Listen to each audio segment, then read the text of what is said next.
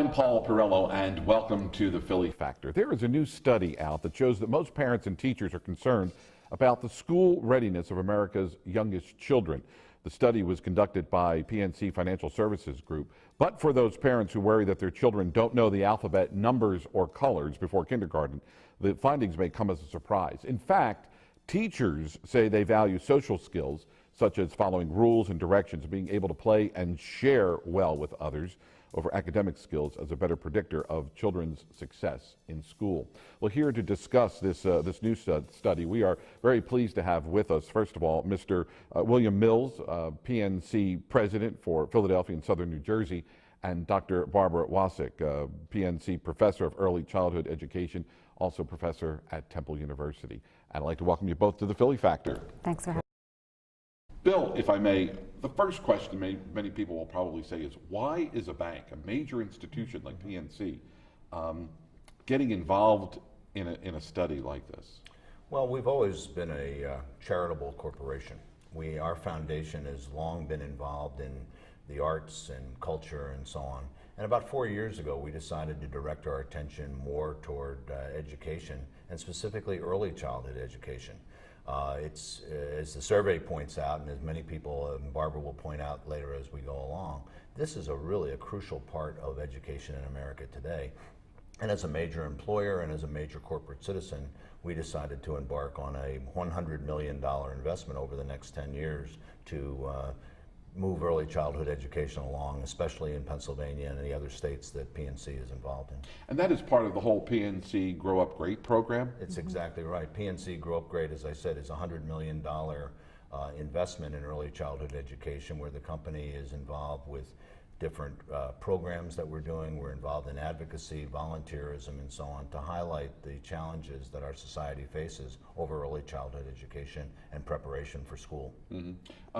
Dr. Wasik, I guess this survey that was conducted then sort of had some startling, revelations, because most people, most parents, don't necessarily consider well their child needs to be in terms of social behavior before they get into the classroom, because they feel, well, that's something the teachers are going to have to take care of.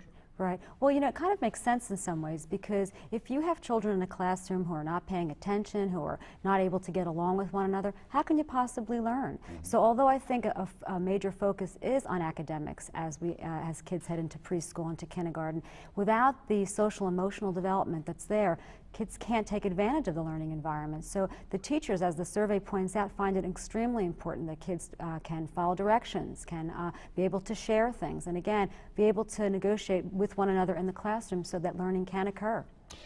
I think you would best be qualified to answer this, is that what is the direct correlation between making sure that a child knows their colors and their shapes and maybe even the letters of the alphabet and those basic social skills and the ability to sort of be put into a classroom environment or classroom setting, and how that relates to sort of succeeding then even in early education? Well, absolutely in early education, because that's where the foundation for kids' social emotional development actually begins. And there is a high correlation. I mean, we do know from many national studies that, for example, knowing the alphabet is very, very important. Kids need to be able to know that as a precursor to be able to read. But once again, if kids are not being able to pay attention in class, can't be able to have friends, are not liked among their peers, it doesn't create a healthy environment for kids to be able to learn. So it's really not the correct way to separate kids out in terms of academic, social, emotional. It's really the best way to look at kids as a whole, the whole child, which combines both the cognitive, which is the learning and growing part, and then also social emotional development. It's the whole child that the school must deal with. Bill, this is sort of a bold move on the part of PNC to really make an investment in early childhood education, because oftentimes you tend to think of the middle grades or junior high, high school, that oftentimes banks will step up to the plate and sort of help out, especially in Philadelphia, with the public schools. But so it is sort of a bold move on the part of PNC to decide this is what they're going to do. I think it's a bold move, but it's a smart move. Sure. Because of the fact that as an employer, we need to have a steady stream of employees. And the problem is that some of them never get to you. I was laughingly talking to Paul Vallis, the former school superintendent, and I said, we ought to eliminate 12th grade. And just laughingly said, and he said, why is that? I said, well, I don't know about you. I didn't learn much in 12th grade, and many of the kids don't even get to 12th grade. And we ought to take that money and we ought to plow it back into early childhood situations. The Minneapolis Federal Reserve Bank, did a study that showed for every dollar we invest in early childhood education, the return to society is $17. And that's in the fact that we don't have welfare, correctional facilities, and so on. And I think where we really understand is that we have such a huge dropout rate, not only in the Philadelphia schools, but across the country. And I think if we don't do something early on here, we're going to find ourselves in a real problem. And so we just decided to go to the root cause of this situation. So ultimately, PNC's investment, and I think it's the best word to use here, you're hoping to reap the benefits years down the line, because if you invest in these kids at an early age, they get into school and they do what they need to do and excel. Chances are, as they graduate, not only high school but college and maybe even graduate school, that they too then will either stay in the area or at least continue to invest and sort of contribute to the better good of the community. It's a long way around the barn, but yes, you're exactly right. I mean, it's one of those situations that education eliminates a lot of social ills. And whether that's teen pregnancy or drug use or dropouts, it all plays into the fact that we need to start to think about this as a society. And Pennsylvania is unusual too, because Pennsylvania has not been in the forefront of early childhood education in the country. We have some unusual things going on in Pennsylvania. One of the things is that we don't require students to start school until age 8. Most states require age 5. So therefore, some of the early childhood education that happen just normally are exacerbated in a place like Pennsylvania. So as Pennsylvania, one of Pennsylvania's largest corporations, we think we're a good advocate to talk to the legislature, to talk to different people about that. And the fact that, some people are a little bit surprised that a bank is taking this particular turn, I think in the long run it makes a lot of sense for everybody and a lot of sense for society. Barbara, I'd like to just talk generally about this survey, because one of the startling statistics is that teachers say they value social skills, such as following rules and directions, being able to play and share with others, over academic skills. How do parents weigh in on that? Do parents sort of view the academic skills in early childhood as more important as opposed to the social skills? According to the study, actually, they're similar to teachers. Parents are similar to teachers, also valuing social skills over more the cognitive or academic. We do know, just to pick up what Bill said, we do know from a lot of research that's been done in the field of early childhood over the last 20 years that early on, kids begin to learn very important skills that get them ready and get them prepared for school. So academics are important. I don't want to say that it's not. But I think, again, the combination of academics with social emotional development needs to be addressed at a better level than it is. Without kids that are ready with academic skills, as Bill was alluding to, kids will not be prepared to be able to enter first grade or kindergarten at this point, to be able to do some very important things like being able to read. If you don't begin your academic career with those skills, you are, and again, the statistics show this, you will probably be one of the numbers of kids that winds up failing and also then drops out. So early education really does speak to this. So parents' concerns about social emotional development is right on target, but in general, I think that's in concert with their concerns about academic issues as well. Most would agree that the social skills begin at the home, even before they get out the door and go to preschool or preschool. And there's all these other great programs that are out there, but don't social skills begin in the home? Absolutely, but I think that you don't live in isolation in your home. So as you begin to interact with kids in your neighborhood, as you wait with your siblings at the bus stop, all those things happen. Often your directives come from your parents or your caregivers, how you should behave in a social situation. But school's very different because there are very different rules, like when Bill was talking before about having preschoolers line up to be able to do an activity. That's not something you typically do in your kitchen. Sure. There are different activities and different demands asked in a classroom that you need to be able to become familiar with and be able to learn about, to be able to coexist in a classroom. Yeah. The other thing too is, with all these great programs that are out there, many of them didn't exist 20, 30, 40 years ago, and some people would argue, Yeah, but the kids that turned out of the schools 40 years ago were, fine. They're contributing to society. Everything's, so where did we sort of lose our way with all of this? I'm not so sure we lost our way. I think this has always been a problem. I don't think it was recognized. I don't think that people, as you say, were more concerned with kids in middle school and high school. The problem is that half of them don't get there. And so I think that, people have muddled through, but I think some of the societal pressures, I mean, the amount of people that are incarcerated in this country, the amount of drug use, the poverty levels and so on are, we've sort of accepted those as that's the way the world is. I would say that we shouldn't accept them, that if we did a better job with early childhood, and now especially when we have to compete internationally, that we're producing 60,000 engineers a year in the United States. China produces 600,000 engineers. Over time, that's going to catch up. And I'm not saying that all early childhood educational challenges are going to be met by doing a better job, but we certainly have a better chance. And I think some of the things that Barbara and I have been talking about, quite frankly, are geared to disadvantaged children. You're right, these things happen. I mean, maybe our children had all those advantages when they came in. There are an awful lot of children that don't. They don't have the same situations at home. Barb can probably state the numbers, but typically a disadvantaged child comes in with probably a vocabulary of half to 1/3 that of other children. So I think those things have to be made up over time. That's absolutely true. Yeah. So what I want to get to is, how the investment by PNC is actually working, because I think that's very, very important, because you sort of painted a scenario, Bill, of students who have a very limited vocabulary when they actually take that step into preschool. They may be in a single family home. There may be an elderly grandmother caring for the child because the mother and or the father have to go out to work.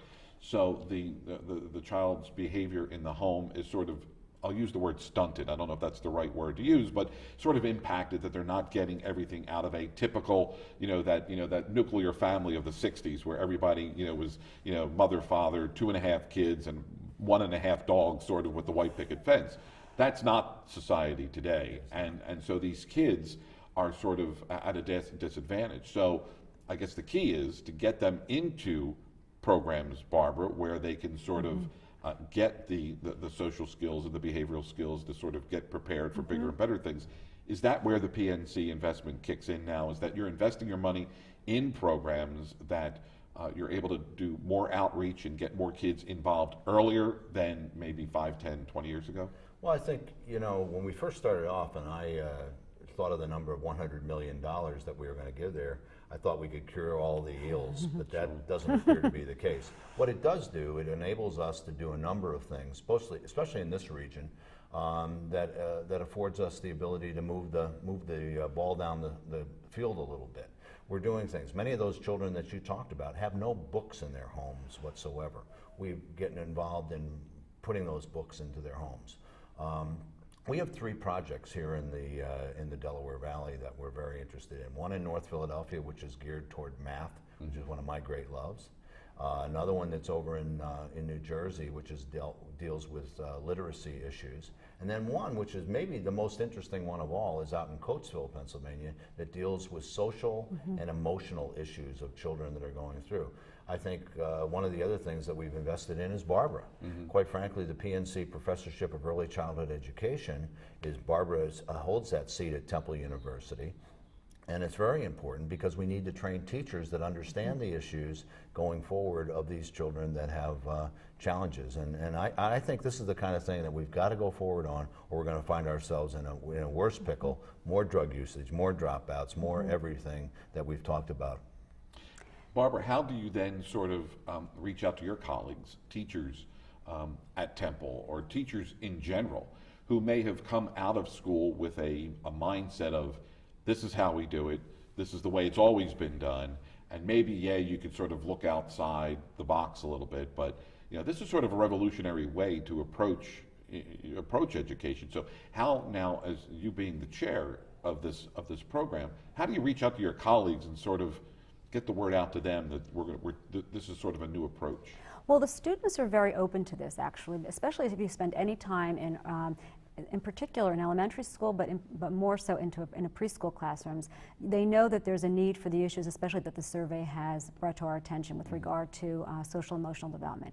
But we've learned as a field of early childhood that kids have the capacity to do things at very young ages. And the students that we work with at Temple are very interested in being able to figure out actually how much kids can learn at very young ages. I think the variable too that Bill was alluding to is the issue of poverty. We try to educate our students that are learning to be teachers about how important it really actually is to teach in schools that are high poverty schools, because those are most in need of the most effective teachers. And one of the things that Temple University is to try to attract folks to be actually work in the Philadelphia school system. That's one thing. The second thing that the programs that PNC has really invested in have been mostly Head Start programs, which is a really important piece of being able to address kids, again, in poverty. Because again, the variable, not so much in terms of home composition and everything, the real big piece is poverty. Homes that have poverty, that as Bill alluded to, that don't have access to perhaps books, or parents don't have time to take them to the library, or don't even have time to talk to, like higher income families would be, to spend an hour talking to their child, because lives are very hectic and filled with trying to work. So that's the push. Yeah. How soon is soon enough in terms of educating our children? And as I said, I sort of alluded to in the first half of the program, is that some would argue, you know, even in childbirth class, they say, you know, you start reading to your child while, you know, the child is still in the womb. So I guess that probably would be a good place to start, right, Bill? Well, I think so. I mean, our focus is 0 to 5, age-wise. And I'm going to be a new grandfather. And congratulations. Thank you. And I was talking to my daughter the other day about that, about reading or playing music. And, you know, you sort of laugh about those things, but I think 0 to 5 is probably sub-0 to 5. And getting these kids prepared and giving them the foundation that they need and the confidence that they need to go on and do well. I think when kids don't do well, when the kids meet with academic failure or social failure or so on, by about age 3rd grade, they start to drop out. And unfortunately, they start to make their choices, and choices that are almost irreversible at some point. So this is not good for society. And as Barb said, I think, you know, there's a discussion, and it can be political discussion and social discussion about Head Start and should we do it and so on. I'd say spend a little time at a Head Start center like I have over the last couple of years, and I don't think there's going to be any debate on the success that children can have. And when you see children that come from disadvantaged backgrounds, poverty or what have you, and you see them in a situation, in a setting that they can go, it really is amazing how well they perform. So some of the students then, most of the students, correct me if I'm wrong, are sort of required in order to complete their education degree, have to sort of spend part of their time in a Head Start program, or is it all voluntary? That would be wonderful. If we could get that, we would try to be able to do that. But actually, in their field placement, they either in preschool classrooms or 1st grade, 2nd grade. But actually, this whole philosophy of being able to start early begins regardless of what age you start teaching children. So it's not required of the students at Temple to be in a Head Start classroom, although again, I think that would be wonderful to see that, but they are required to spend some of their time in a placement and do then their teaching work in a school. What about viewers who are watching us right now and they're saying, this sounds fantastic. You know, I wish that there's a neighborhood program that I could turn to. Maybe there is a neighborhood program. I mean, how can they find out, you know, if in their community they may stand to benefit as part of this investment that PNC has, this huge investment PNC has made in early childhood? Well, we've tried to, in any of our branches, anybody can come in and ask for a Grow Up Great kit. And it's done in conjunction with Sesame Workshop, excuse me. And they're excellent, and they've done a great job of preparing students to learn and figuring out what they need to do, what the simple things they can do at home in order to make a child that much more ready to learn and to take part in their school day. And Barbara, in this untraditional world that we live in today, you know, kiddingly I said, you know, I mentioned to Bill about the nuclear family of the 60s. It doesn't no longer exist. But for those inner city families that, you know, it's a non-traditional setting, and you find grandparents oftentimes taking care of these young kids. I guess I want to stress the importance that grandparents can walk into a PNC branch and ask for this Absolutely. kid. Oftentimes they feel that they got to sort of take the burden of the world upon themselves because they've been, they're parenting all over again. But there is help out there if people Absolutely. just reach out and look for it. There are a lot of things that you can access, in particular that grow up great information at your local bank. There's also websites. I think one of the messages that you'd want to be able to communicate to parents and to grandparents, whoever caregivers are, is that if you spent a small amount of time doing 2 things with your child a day, you would have the fruits of some of the things that PNC is trying to get in these classrooms. One is talk to your child and actually listen to what they have to say, and also read to them. And I think that's based on the research that we know in early childhood, and also the things that PNC is trying to advocate in all of their programs, to be able to start early and actually have things that can have an impact on children later in life. Bill, this is a 10-year investment on part of PNC in this program. So when do you, maybe you've started to see some of the benefits of this investment? And we're not talking financial benefits, but you're starting to see the benefits of these kids participating in the early childhood programs, and then transitioning into a traditional grade school setting. So, are you starting to see some of the benefits of the investment? Well, we are. I think that it's going to take a little while to see the children that we've started out with that come through. But I think one of the things is an advocacy. And again, it's one thing when Barbara advocates for early childhood education. It's another thing when a Fortune 200 company steps forward and does it, and it's starting to have an impact. And we're partnering with people like the Pew Foundation and others that are very, very much involved in this. And during the budget negotiations this year out in Harrisburg, where the governor was very, very supportive of putting more money into early childhood education, believe me, we were there like we would advocate for a banking issue. We tried our best, and we got I think we got $85 million in the budget this year in Pennsylvania, which is a first for Pennsylvania to have this thing. So the answer is yes, we are starting to see benefits, and I think as time goes on, and just the awareness and people understanding it. When we first did this 4 years ago, I would have conversations with people. They'd look at me like I was had my head on backwards. Today they go, yeah, I understand that your Grow Up Great program is telling about that. So I think that it is a good thing over time, and I think we are going to have an impact, and maybe at the end of 10 years we might do it again. Well, I would hope so. I hope so too. And that sort of, I guess, challenges your colleagues out there in the world in general, that if PNC is putting it on the line, then maybe we should also. It may not be the same exact program, but it might not be as big of investment.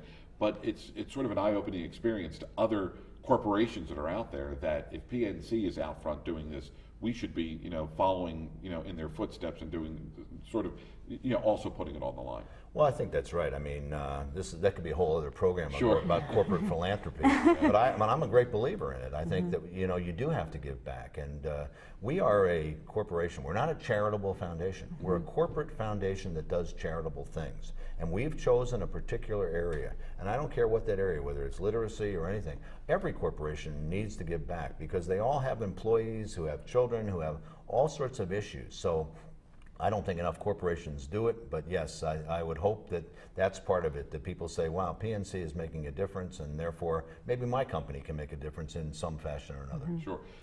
It's also goes back. I mean, it seems like gone are the days of the local the local banker. I mean, they were like on every corner. Back in the '60s, you could walk into the bank, and there was sort of that personal relationship that you had with the banker, because the banking industry has changed, and that's another topic for for another show. But this is sort of, I guess, the new way of still having an imprint in the community. The faces may have changed in the community in terms of the bankers and the people that are behind the glass, but this is still a great way to show how a corporation still partners with the local community. When all is said and done, it's really all about the local community for PNC. Well, it is. I mean, I've been a banker in Philadelphia for 31 years, so I've been around for a long time. And I think we look nostalgically sometimes back at things and say, "Oh, there was a local bank here or a local bank there." The problem is that these banks were very small, very limited in their scope. They couldn't have hoped, they couldn't have dreamed of spending $100 million on any kind of project. So I think at the end of the day, although we may nostalgically look at the old corner grocery store, Sure. we may look at all that thing. I think it's more nostalgia than reality. Yeah. Barbara, in the few minutes that we have left here, I mean, obviously this is, this study that just came out is the first ever study. So how are you sort of going to address these issues like moving forward? Will you do go back in a year, 5 years, and sort of reassess and see just how well things have transpired over that period of time? Well, I think the goal right now with PNC, which again has been an incredible relationship to have with people in the College of Education, but have been trying to actually evaluate the effectiveness of the programs that they're implementing in the Head Start centers. They have a formal evaluation going on right now, and also not just with the children, but also to look at the impact that these programs have, as you mentioned, on the families and on the community, which again is really thinking in a different way, thinking outside the box, which PNC really deserves a lot of credit for, because again, one, you don't typically think about a bank partnering with schools, with children or whatever, but also trying to get a holistic and also a realistic perspective about what is actually happening in the way that they're spending their dollars in these programs, and they've been doing this evaluation. So in 5 years we should have more information about actually the impact of the work that PNC has done on children and families and communities. If we had a crystal ball here on the table, we could look into the future 5 years. What is it that the two of you would hope as a result of this investment, this partnership? What is it you would hope we would see in that crystal? Well, one of the things I would hope that society and government in general would begin to value the money that would be spent on early childhood. As I said, you know, this money pays back 17 to 1. As a banker, I don't have many investments that pay back $17 for every $1 I invest. So I think if society understands that, we can make that happen. We're going to see huge benefits, and you see dropout rates in this Philadelphia school system of 40 and 50%. I would hope that it would be half of that, and that I don't think that's unrealistic either. Yep. And Barbara? Oh, I would agree, and I would also like to be able to see, in particular, the children that are having the interventions supported by PNC to be tracked and find out how well they do in school. And I really think that they mean when they say grow up great, to be able to have these kids have opportunities that they wouldn't otherwise have without these great programs and these advantages. So, and I think that's very possible because they're doing it, PNC is doing it thoughtfully, they're doing it systematically, and they're also doing it based on research in the field, which again doesn't typically happen when there's a partner between a company and a college of education and a community. Sure. In the 2 minutes that we have left then, for those people that are watching, Bill, you know, what can they do if they want to at least take that first step and walk into a PNC bank branch? They can get this kit. That would be a great kit. Yeah. There's no doubt about that, and I think it's great information and for any parent or parent or any caregiver for their kids. They can also visit our website and learn more information about that. All kids are going to grow up. We just want them to grow up great. Sure, absolutely. Yeah. Barbara? Same. I mean, I think that they can go to the PNC. They can also go to the Department of Ed websites. There's lots of things available out there for parents that are trying to figure out what works for their children. But I think, again, most people do go to the bank, and I think that they would be surprised to find these wonderful opportunities at their local bank. And this partnership that PNC sort of has now with Temple in this program could very well be sort of a roadmap for other corporate partners and schools to sort of work, whether it's in education, whether it's elementary ed or secondary ed or in accounting, if you will. I mean, this sort of is a bold blueprint to show how two different ends of the spectrum could really come together for the betterment of the community. That's true. It is true. Well, this has been a fascinating half hour. And in 5 years, that crystal ball, I think we're going to have everybody back. We're going to discuss where we are. We'll have the kids back. Yeah, we'll have the kids with us that time, too. We'll have them. Yeah. Great. It's been a pleasure, and I thank you both for your time. I know you're both very, very busy. But again, if people want more information, all you have to do is go to your local PNC bank branch and get the Grow Up Great kit. That's a great place to begin. And for those new parents out there, as Bill says, it starts 0 to 5. You start when that baby's in the womb, and you start reading, you start playing music, and that's where parenting really all begins. Parenting skills there, and the challenges of the world will seem like nothing when you get started early enough. For the Philly Factor, my name is Paul Perello. Thanks so much for being with us.